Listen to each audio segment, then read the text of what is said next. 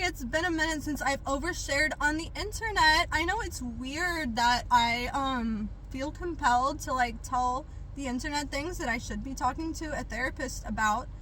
But whatever, I guess, here we are.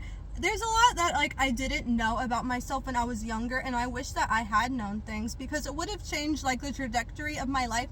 So therefore, I share these things on the internet because maybe another girl younger than me, I know I look really young, but I'm not that young, I'm in my 30s, another young girl may come across it and learn the things that I wish I had learned when I was younger. So once again, I'd like to talk about limerence. I know I talk about it a lot. Like, romantic obsession was always a major driving force in my life. And if you don't know what limerence is, it's a psychological disorder where you become obsessed with someone whether you know them well or not, and it stems from trauma. So what I have not seen discussed on the internet very much is becoming obsessed with your limerent object, and limerent object is the person that you have limerence for. Becoming obsessed with your limerence object's significant other, whether it's his ex, maybe it's his friends, maybe it's like his family member, but I've always had the tendency to do this. Anytime I had a limerence object, I would become obsessed with some girl in their life. It's usually, although I am bisexual, I've never had like a romantic limerence for a female. It's always been like a non-sexual obsession. I mean, it's like kind of like I want to make out with you or I want to be you, somewhere in between, I guess. So I'm curious if it's common for other people with limerence to become obsessed with your limerence objects, the people in their life, or if it's like just because I'm bisexual. So when I was in high school, there was a girl whom I had limerence for because as an extension I had limerence for a guy, and then I heard rumors that they had hooked up, and then I became obsessed with her. She was super pretty, very popular. She was known for being like a crazy drug addict party girl, and I did kind of like steal her personality, obviously because I wanted my limerence object to like me.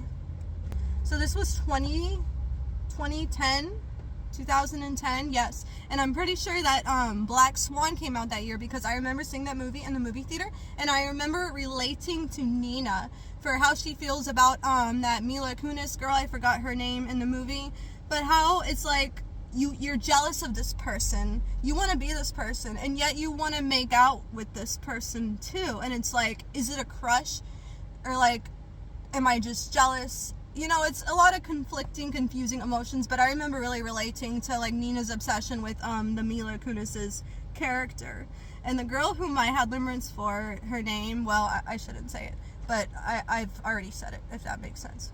So yeah, I basically just stole that girl's personality for like a year, hardcore. And I didn't usually, because I don't really have limerence obsessions, and I don't like stalk my limerence obsessions, girlfriends or ex-girlfriends online anymore. But yeah, so I didn't really like make friends with these people, although I kind of wanted to. I mostly just stalked them online and like stole their personalities. But I was very like unaware of what I was doing and why I was doing it. Like, I just wish that I had like the vocabulary to describe what I was feeling at the time, and like the knowledge that what you're doing is a trauma response. I'm not sure if it's common for people with limerence to steal the personality of their limerent objects and or the people in their limerent object's life, but I would assume it's probably fairly common, especially for people with trauma, to be like on the hunt for a new personality because you don't know how to act, because you feel like an alien, you feel like an outsider, and you don't know how to like be normal because you feel like everybody could look at you and see like the darkness inside of you, and the fact that you're like fucked up in the head and people could just tell without you even opening your mouth. So then you try to mask, you try to disguise this darkness in yourself by like putting on a mask and trying to fit in. And I can't really mask anymore. I used to be able to mask, but ever since I became aware of these things, I'm almost like incapable of masking. And I wish I could, because when I was able to mask, I would like be able to be a lot more outgoing, a lot more extroverted and fun, pretty much by just adapting a personality that I enjoyed. One of my favorite personalities that I ever stole, it wasn't someone I knew in real life, it was Paris Hilton. I had been like a hardcore goth emo in middle school, and then all of a sudden I was no longer in the closet about my Simple Life obsession, you know, the Simple Life, the show that Paris Hilton was on. And so when I went into high school, I pretty much, like, between summer and you know, the new school year, I just completely changed my persona and adapted the Taylor Swift personality, the Paris Hilton personality. So is any of this common? I don't know.